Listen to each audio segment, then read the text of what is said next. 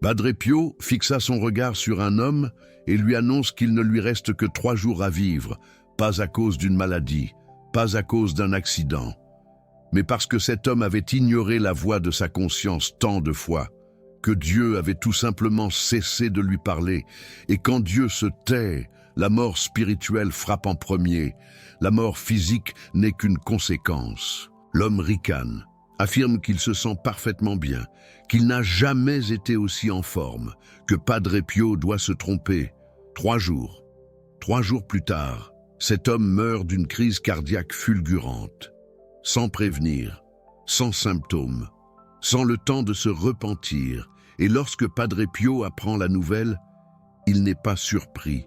Il a déjà vu cela se produire des dizaines de fois. Des personnes qui ont réduit au silence la voix de Dieu, jusqu'à ce qu'elle disparaisse complètement. Et ce que je vais vous révéler maintenant sur la façon dont cela se produit va changer à jamais la façon dont vous écoutez cette voix intérieure que parfois vous préférez ignorer. Car la vérité, c'est que chaque être humain naît avec une connexion directe avec Dieu, une ligne de communication qui passe par la conscience. Cette voix qui vous alerte quand quelque chose ne va pas. Ce malaise que vous ressentez quand vous êtes sur le point de faire quelque chose que vous ne devriez pas. Cette inquiétude qui ne vous lâche pas tant que vous n'avez pas réparé ce qui doit l'être. Cette voix n'est pas votre imagination. Cette voix, c'est Dieu qui parle directement à votre âme. Et Padre Pio voyait cette communication se dérouler. Il voyait la lumière qui brillait quand quelqu'un écoutait sa conscience. Et il voyait les ténèbres qui s'installaient quand quelqu'un choisissait de l'ignorer. Avez-vous déjà senti cette voix vous prévenir de ne pas faire quelque chose, et l'avez-vous fait quand même? Avez-vous déjà ressenti ce serrement au cœur avant une mauvaise décision, et avez-vous continué en l'ignorant? Avez-vous déjà eu ce pressentiment que vous devriez demander pardon à quelqu'un, appeler quelqu'un, aider quelqu'un, et l'avez-vous simplement laissé passer? Si vous avez répondu oui à l'une de ces questions, vous devez écouter ce que Padre Pio a révélé sur ce qui se passe dans le monde spirituel. Chaque fois que vous réduisez cette voix au silence, dans un lieu de pèlerinage, il existait une méthode que Padre Pio utilisait pour évaluer la santé spirituelle des personnes qui venaient le voir. Il ne demandait pas combien de fois la personne priait. Il ne demandait pas combien de messes elle fréquentait. Il ne demandait pas combien de neuvaines elle avait faites. Il ne demandait qu'une seule chose. Il demandait quand avait été la dernière fois que la personne avait entendu la voix de sa conscience. Et y avait obéi immédiatement. Et la réponse à cette question en disait plus sur l'état de l'âme que n'importe quoi d'autre. Un homme d'affaires très riche voyagea de Lyon jusqu'à un lieu de pèlerinage pour rencontrer Padre Pio. Il voulait une bénédiction spéciale pour ses affaires. Il voulait que Padre Pio intercède pour qu'il devienne encore plus riche. Et quand son tour arriva dans la file du confessionnal, il entra confiant. Après tout, c'était un homme de succès, un homme respecté, un homme qui faisait des dons généreux à l'Église, mais Padre Pio ne lui laissa même pas commencer à parler. Il le fixa avec ses yeux qui transperçaient l'âme et lui posa la question concernant la voix.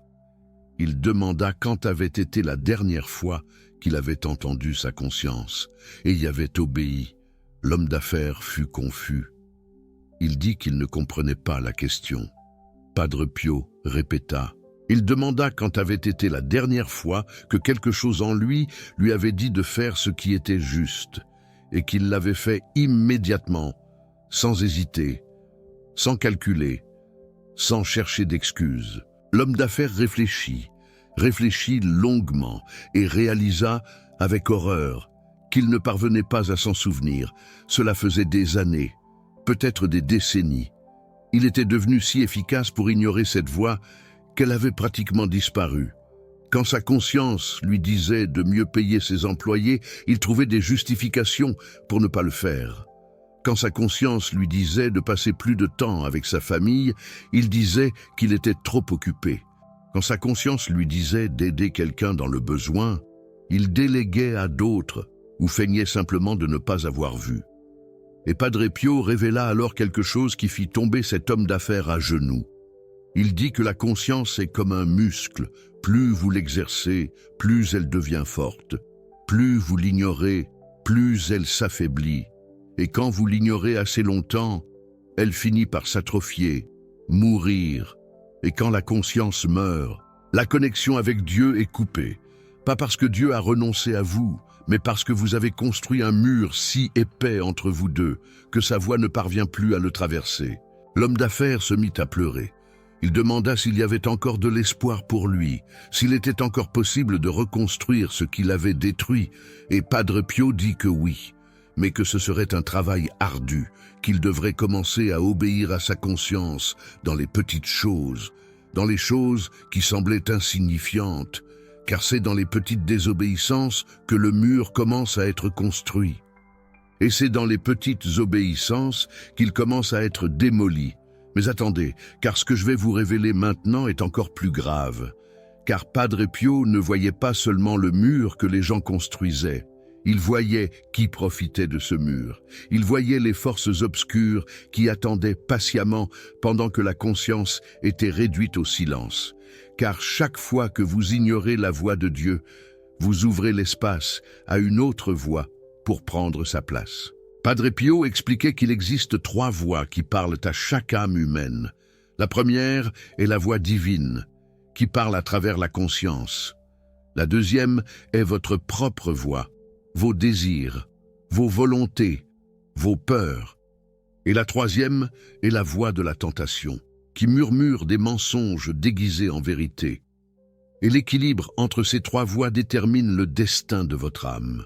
Quand la voix divine est forte, elle guide les 2 autres, elle purifie vos désirs, elle expose les mensonges des ténèbres.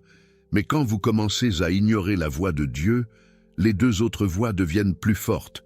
Vos désirs égoïstes commencent à paraître plus raisonnables.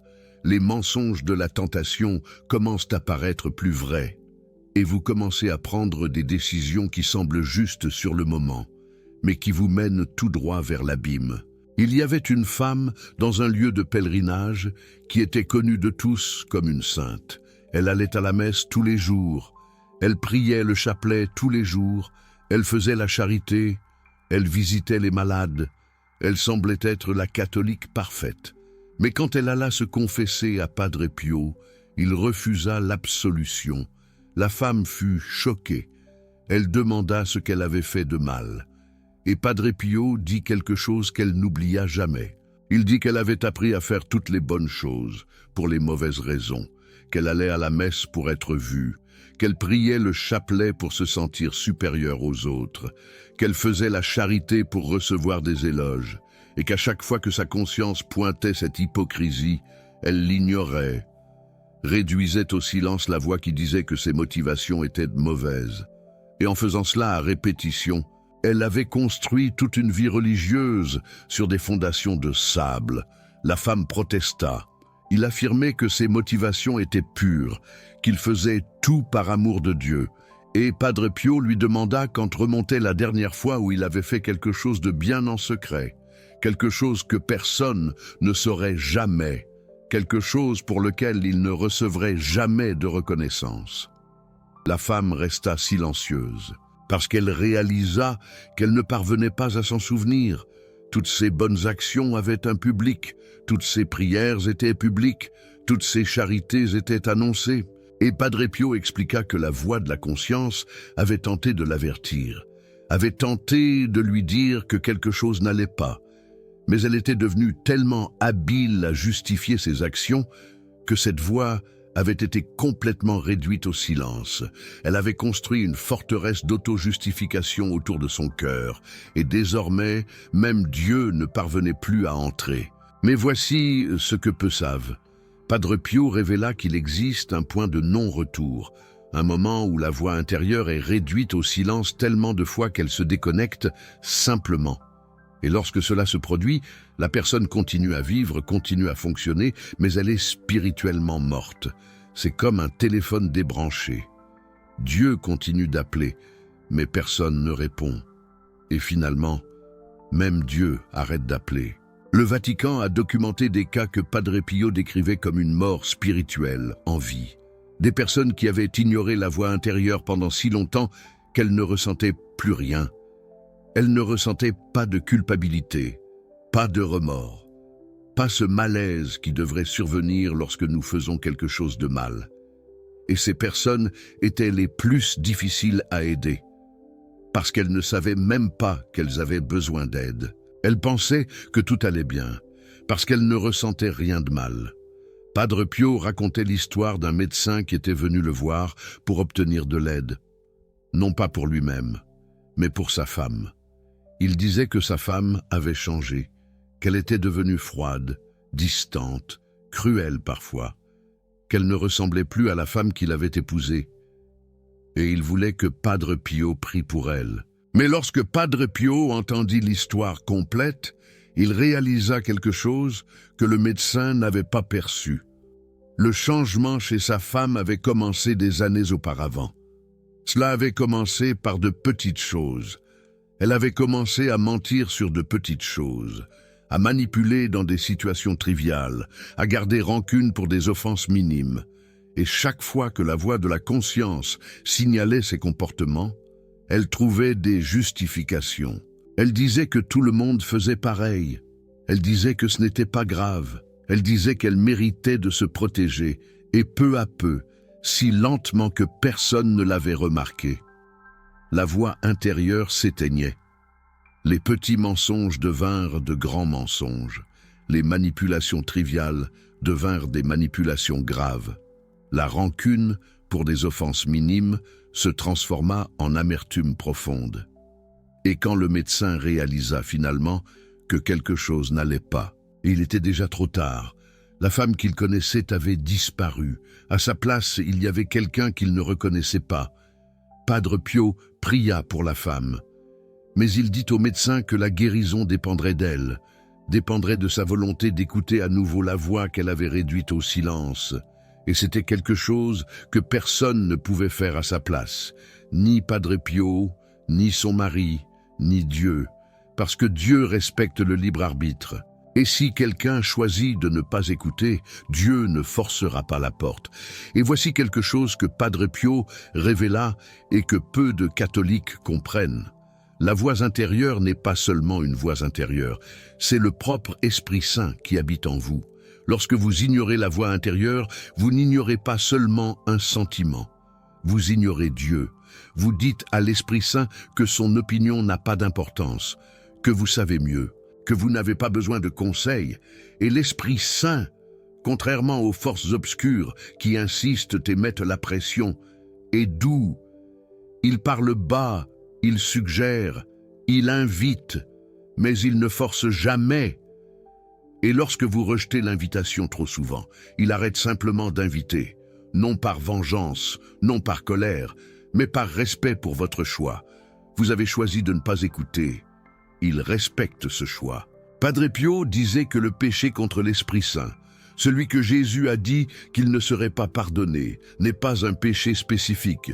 C'est le péché de réduire complètement au silence la voix de l'Esprit Saint, de construire un mur si épais que Dieu ne peut plus entrer. Parce que si Dieu ne peut pas entrer, il ne peut pas pardonner, non pas parce qu'il ne le veut pas, mais parce que vous ne le permettez pas. Et il y avait un cas que Padre Pio garda pour lui pendant des années avant de le raconter. Le cas d'un jeune homme qui avait été élevé dans une famille catholique exemplaire, des parents dévoués, des frères qui servaient dans l'église, une enfance remplie de foi et de prière. Et ce jeune homme avait une conscience si sensible qu'il pleurait lorsqu'il voyait quelqu'un souffrir. Il ressentait physiquement la douleur des autres. Il avait une connexion avec Dieu si forte que beaucoup pensaient qu'il deviendrait prêtre. Mais lorsque ce jeune homme alla à l'université, quelque chose commença à changer. Ses amis se moquaient de lui parce qu'il était si religieux, se moquaient de sa sensibilité, le traitaient de faible, et peu à peu, le jeune homme commença à avoir honte de cette voix intérieure, commença à voir la voix de la conscience comme un obstacle au lieu d'un guide, commença à souhaiter être comme les autres, libre, insouciant, sans ce poids constant de faire ce qui est juste. Et il commença à l'ignorer, d'abord dans les petites choses. Il cessa de prier avant les repas parce que ses amis trouvaient cela étrange. Il cessa d'aller à la messe le dimanche parce qu'il y avait des fêtes le samedi soir. Il cessa de se confesser parce qu'il ne voyait plus la nécessité. Et à chaque fois qu'il l'ignorait, il devenait un peu plus facile d'ignorer la fois suivante. 5 ans plus tard, ce jeune homme sensible était devenu un homme dur. Il ne pleurait plus pour personne. Il ne ressentait plus la douleur des autres. Il n'entendait plus cette voix qui avait guidé toute son enfance. Et il pensait qu'il avait mûri. Il pensait qu'il était devenu fort. Il pensait qu'il s'était débarrassé d'une faiblesse. Mais un jour, il reçut la nouvelle que sa mère était en train de mourir. Et lorsqu'il alla à l'hôpital, lorsqu'il vit cette femme qui avait consacré sa vie à lui enseigner Dieu, quelque chose d'étrange se produisit. Il ne ressentit rien. Aucune tristesse, aucune douleur, aucune émotion. Et cela l'effraya plus que tout. Il courut vers un lieu de pèlerinage, courut vers Padre Pio, et lorsqu'il entra dans le confessionnal, avant de dire un seul mot, Padre Pio pleurait déjà. Il pleurait pour le jeune homme qui avait détruit sa propre âme en pensant qu'il se renforçait. Il pleurait pour la mère qui mourrait sans revoir son fils. Il pleurait pour toutes les âmes que ce jeune homme aurait pu aider s'il n'avait pas réduit au silence la voix de Dieu. Et Padre Pio dit quelque chose que cet homme n'oublia jamais. Il dit que la sensibilité dont il avait honte était un don rare, un don que peu recevaient. Et qu'en la réduisant au silence, il n'était pas devenu fort, il était devenu vide. La vraie force n'était pas de ne pas ressentir, c'était de ressentir et de faire quand même ce qui est juste. C'était d'écouter la douleur du monde et de choisir d'aider au lieu de fuir. L'homme pleura. Pour la première fois depuis des années, il pleura. Et dans ses larmes, quelque chose commença à s'ouvrir. Padre Pio disait que les larmes étaient l'eau qui pouvait ramollir le ciment du mur, que chaque larme sincère était un coup porté à la barrière qu'on avait construite, et que si l'on pleurait suffisamment, peut-être y aurait-il encore le temps de reconstruire ce qui avait été détruit. L'homme retourna à l'hôpital, et pour la première fois depuis des années, il serra la main de sa mère et pleura avec elle.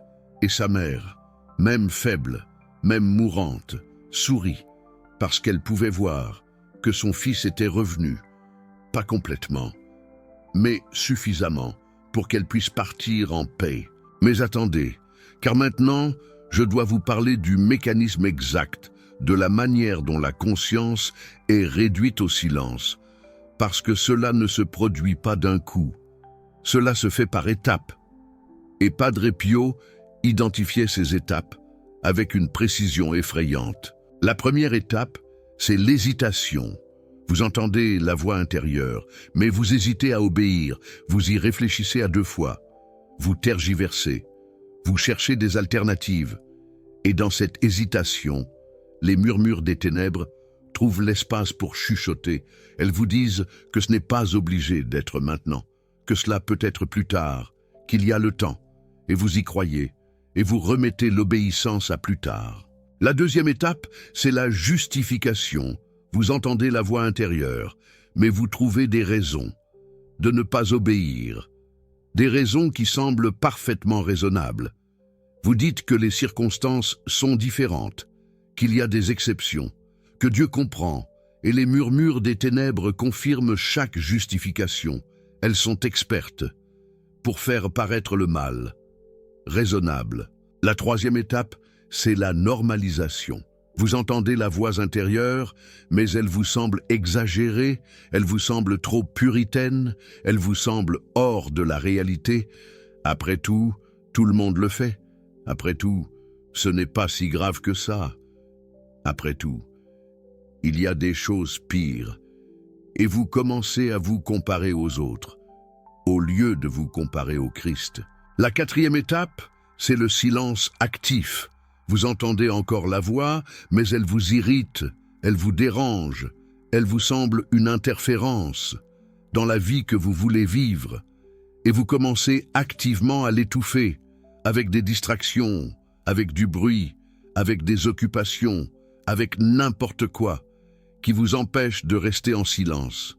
et d'écouter. La cinquième étape, c'est la disparition.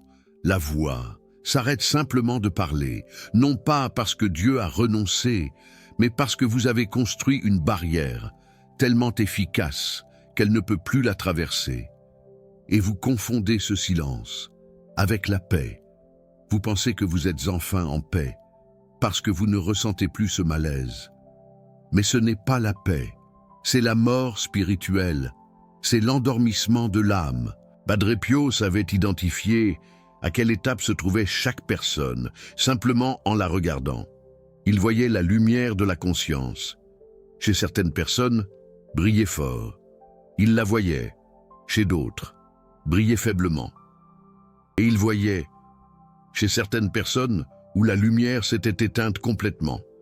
Et ce sont celles qui avaient le plus besoin d'aide, mais celles qui le savaient le moins. Et maintenant, je dois vous parler d'un cas que Padre Pio considérait comme le plus tragique de toute sa vie. Un cas qu'il mentionnait rarement, parce que la douleur était encore trop grande. Le cas d'un prêtre qui avait perdu sa connexion avec Dieu. Ce prêtre avait été l'un des plus fervents de sa génération. Il avait été ordonné avec une passion ardente pour Dieu. Il avait célébré ses premières messes avec des larmes de joie. Il avait écouté les confessions avec une compassion véritable. Il avait prêché avec le feu aux yeux. Et dans les premières années, sa voix intérieure était un phare brillant qui guidait chaque décision. Mais peu à peu, quelque chose a commencé à changer. Les premières tentations sont venues, comme elles viennent pour tout être humain. La voix de la grâce a averti. Elle a dit de s'éloigner. Elle a dit de chercher de l'aide. Elle a dit de se confesser. Mais le prêtre hésita. Il pensa qu'il était assez fort pour gérer cela seul. Il pensa qu'il n'avait pas besoin de déranger personne. Il pensa qu'il réussirait à vaincre par lui-même. Et il a vaincu cette première fois. Mais l'hésitation avait ouvert une porte, et les ténèbres, qui sont patientes comme personne, ont attendu. Elles ont attendu la prochaine tentation, et la suivante. Et à chaque fois, le prêtre hésitait un peu plus, résistait un peu moins, justifiait un peu plus facilement. 5 ans après son ordination, ce prêtre fervent était devenu un prêtre tiède. Il célébrait encore des messes, il écoutait encore des confessions, il prêchait encore, mais le feu s'était éteint. La voix intérieure, qui avant était un phare, était maintenant une bougie faible, et il s'était habitué à l'obscurité. Il pensait que c'était normal, il pensait que tous les prêtres passaient par là, il pensait que ce n'était qu'une phase. 10 ans après son ordination, ce prêtre tiède était devenu un prêtre en crise. Il avait commencé à remettre en question la foi, il avait commencé à douter des vérités qu'il avait prêchées. Il avait commencé à envier la vie des laïcs, et la voix intérieure, qu'il avait réduite au silence pendant si longtemps, ne parlait presque plus. Quand elle parlait, il ne reconnaissait pas la voix. Il pensait que c'était des pensées intrusives. Il pensait que c'était de l'anxiété. Il pensait que c'était n'importe quoi, sauf Dieu essayant de le sauver. C'est à cette époque qu'il rencontra Padre Pio. Il était allé en un lieu de pèlerinage, non pas comme un pèlerin, mais comme un sceptique. Il voulait voir de ses propres yeux si ce moine était vraiment saint ou si c'était un charlatan de plus. Et quand il entra dans le confessionnal de Padre Pio, il était préparé à une bataille intellectuelle. Mais Padre Pio ne le laissa même pas parler. Il le regarda et commença à pleurer copieusement. Et il dit qu'il pouvait voir son âme. Il pouvait voir ce qu'elle avait été. Il pouvait voir ce qu'elle était maintenant. Et il pouvait voir ce qu'elle serait, si rien ne changeait et ce qu'il voyait était trop terrible pour être décrit. Le prêtre fut ébranlé. Il essaya d'argumenter, il essaya de se défendre, mais Padre Pio continua simplement à pleurer. Et entre les larmes, il dit quelque chose qui brisa toutes les défenses de cet homme. Il dit qu'il pouvait voir le moment exact où tout avait commencé à mal tourner, cette première hésitation, cette première fois où la conscience avait parlé et où il avait choisi de ne pas écouter immédiatement. Et il dit qu'à partir de ce moment-là, Chaque choix d'ignorer avait été une brique dans le mur. Et maintenant, le mur était si haut que même Dieu lui-même ne pouvait plus le traverser. Le prêtre demanda s'il y avait encore de l'espoir, s'il était encore possible de démolir le mur. Et Padre Pio dit que oui, mais que ce serait douloureux, très douloureux, parce que chaque brique qui avait été posée devrait être enlevée, et chaque brique représentait un choix, une désobéissance, une fois où il avait préféré sa volonté à la volonté de Dieu, et il devrait revisiter chacun de ses choix, sentir la douleur qu'il avait causée, demander pardon sincèrement et reconstruire à partir de zéro. Le prêtre accepta, et dans les mois suivants, il passa par le processus le plus difficile de sa vie. Padre Pio l'accompagna de près. Il le guida à travers chaque souvenir douloureux, chaque fois qu'il avait ignoré la conscience, chaque fois qu'il avait choisi le mauvais chemin. Et à chaque souvenir confronté, à chaque pardon demandé, à chaque regret véritable, une brique tombait. Et quelque chose d'extraordinaire arriva. Au fur et à mesure que les briques tombaient, la lumière commença à revenir. La voix intérieure, qui était devenue presque inaudible, commença à devenir plus forte. Et le prêtre commença à entendre à nouveau. Il commença à ressentir à nouveau. Il commença à vivre à nouveau. Padre Pio disait de ce prêtre qu'il était la preuve que personne n'est hors de portée du salut tant qu'il respire. Que peu importe l'épaisseur du mur, il peut être démoli. Mais il disait aussi que plus le mur est épais, plus la démolition est douloureuse. Et c'est pour cela qu'il était si important de ne jamais commencer à le construire. Ne jamais poser cette première brique. Ne jamais ignorer sa voix intérieure la première fois. Et voici quelque chose de capital que Padre Pio enseignait sur la façon de protéger sa conscience. Il disait qu'il existe 3 pratiques qui maintiennent la voie de la grâce forte et claire. La première pratique est le silence quotidien. Pas seulement le silence extérieur, mais le silence intérieur. Un moment de la journée où vous coupez toutes les distractions et restez simplement tranquille, sans musique, sans télévision, sans téléphone portable, sans penser sur le travail ou les problèmes, juste le silence. Et dans ce silence, la voix divine trouve l'espace pour parler. Et plus vous pratiquez ce silence, plus facilement vous reconnaissez la voix lorsqu'elle parle à d'autres moments. La deuxième pratique est l'obéissance immédiate.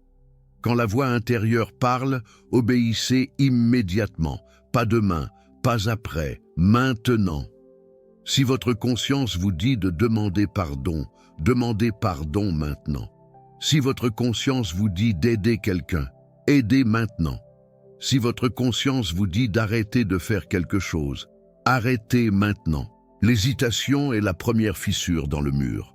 L'obéissance immédiate est le ciment qui scelle cette fissure. La troisième pratique est la confession fréquente. Padre Pio insistait sur le fait que la confession n'est pas seulement pour les péchés graves. La confession sert à maintenir la conscience calibrée.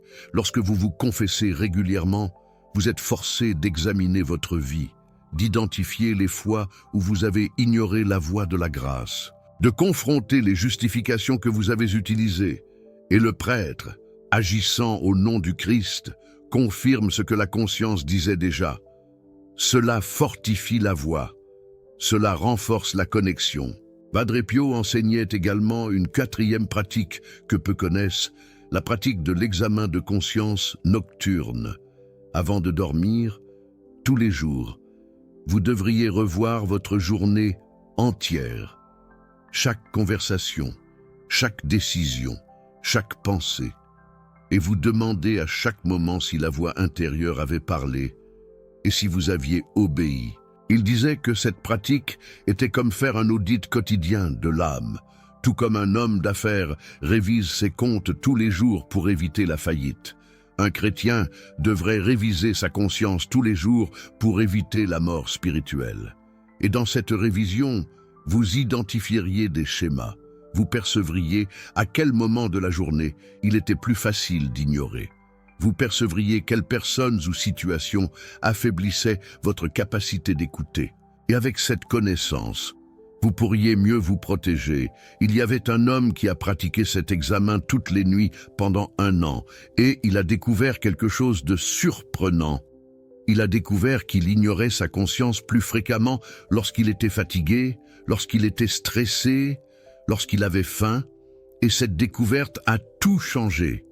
Il a commencé à mieux prendre soin de son corps, non par vanité, mais parce qu'il comprenait qu'un corps épuisé était plus vulnérable à ignorer la voix divine. Padre Pio a confirmé cette observation. Il a dit que les forces obscures connaissent nos moments de faiblesse, connaissent quand nous sommes le plus vulnérables, et c'est exactement à ces moments-là qu'elles attaquent avec le plus de force. C'est pourquoi le soin de soi n'était pas seulement physique, il était spirituel. Prendre soin du corps, c'était protéger l'âme. Mais maintenant, je dois vous parler du signe le plus dangereux que la conscience est en train de mourir. Un signe que Padre Pio identifiait et qui le laissait profondément inquiet. Le signe est lorsque la personne cesse de se sentir mal lorsqu'elle fait quelque chose de mal. Padre Pio disait que le malaise de la conscience est un cadeau de Dieu. C'est la douleur qui nous alerte que quelque chose ne va pas. Tout comme la douleur physique nous avertit d'une maladie dans le corps, la douleur de la conscience nous avertit d'une maladie dans l'âme. Et tout comme il serait dangereux de perdre la capacité de sentir la douleur physique, il est mortellement dangereux de perdre la capacité de sentir la douleur de la conscience. Il y avait un homme qui était venu voir Padre Pio parce qu'il était inquiet, pas pour lui-même, pour son fils. Son fils était un jeune adulte qui semblait n'avoir aucune conscience. Il faisait des choses terribles sans montrer le moindre remords. Il mentait effrontément. Il manipulait sans culpabilité. Il blessait les gens sans rien ressentir. Et le père était désespéré. Padre Pio a posé des questions sur l'enfance du jeune homme. Et il a découvert quelque chose qui expliquait tout.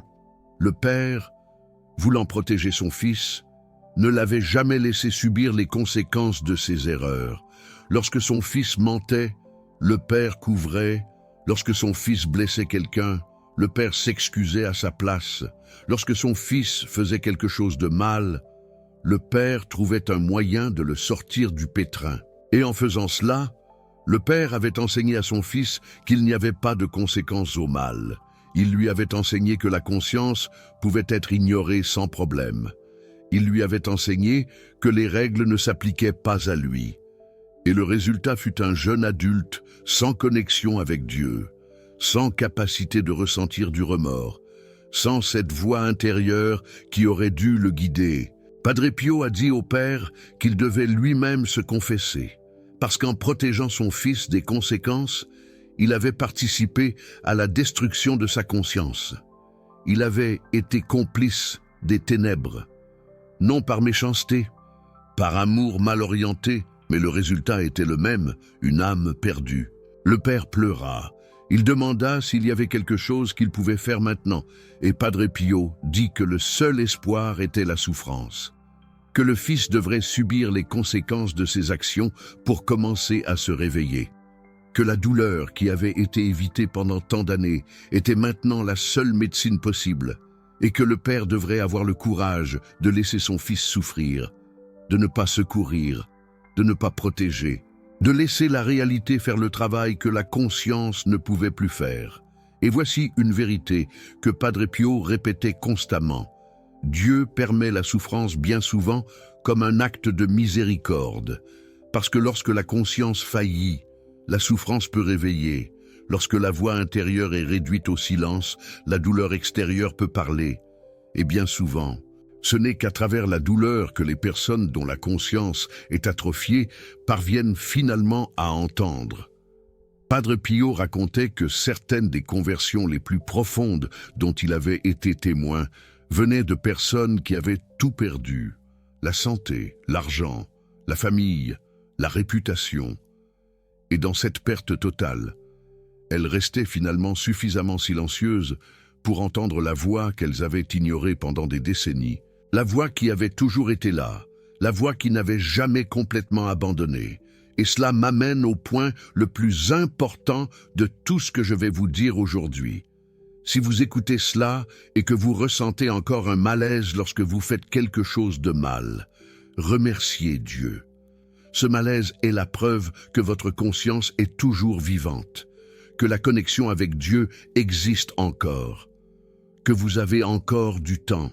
Mais si vous écoutez cela et que vous vous rendez compte que vous ne ressentez plus ce malaise, que vous pouvez faire des choses mal sans aucune culpabilité, que la voix intérieure a simplement disparu, alors cette vidéo est spécialement pour vous. Parce que Padre Pio disait que tant qu'il y a de la vie, il y a de l'espoir. Mais il faut agir maintenant. Pas demain, pas après, maintenant. Et la première chose que vous devez faire, c'est reconnaître le problème. Admettre que vous avez réduit au silence la voix de la grâce. Admettre que vous avez érigé un mur. Admettre que vous êtes spirituellement en danger. Cet aveu est le premier pas vers la guérison. La deuxième chose, c'est de rechercher le silence, couper toutes les distractions et simplement rester calme. Cela peut être inconfortable au début, cela peut sembler inutile, mais persévérez, parce que c'est dans le silence que la voix divine trouve l'espace pour se faire entendre à nouveau. La troisième chose, c'est de vous confesser, de raconter à un prêtre non seulement vos péchés, mais aussi que vous avez perdu la capacité d'entendre votre voix intérieure. Demandez de l'aide, demandez des conseils, demandez-lui de prier pour vous. La quatrième chose, c'est de commencer à obéir dans les petites choses.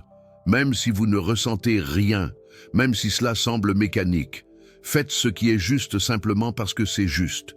Et peu à peu, à mesure que vous pratiquez l'obéissance, la sensation revient, la voix de la grâce se fait plus forte, la connexion est restaurée.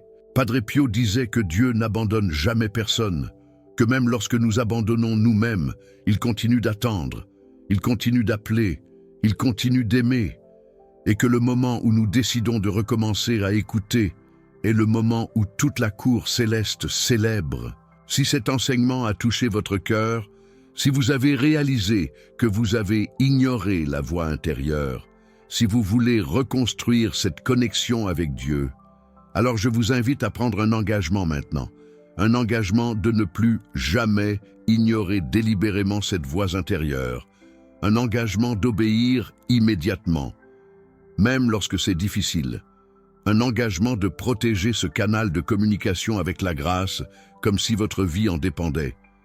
Parce que c'est le cas, votre vie éternelle en dépend, et si vous voulez soutenir ce travail, si vous voulez que je continue à vous apporter ces révélations de Padre Pio qui peuvent sauver des âmes, vous pouvez cliquer sur le cœur doré du Super Thanks ici en bas. Chaque soutien permet à plus de personnes d'entendre ces vérités. Chaque soutien, c'est vous qui participez activement à la mission de réveiller les consciences endormies.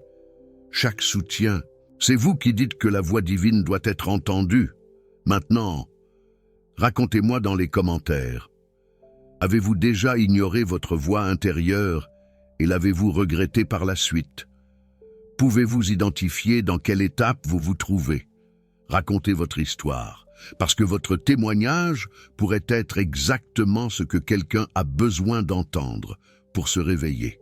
Que Padre Pio intercède pour vous, que l'Esprit Saint ravive la lumière de votre conscience et qu'à partir d'aujourd'hui, chaque fois que Dieu parle, vous écoutiez et obéissiez. Et souvenez-vous des paroles que Padre Pio répétait à tous ceux qui venaient le voir.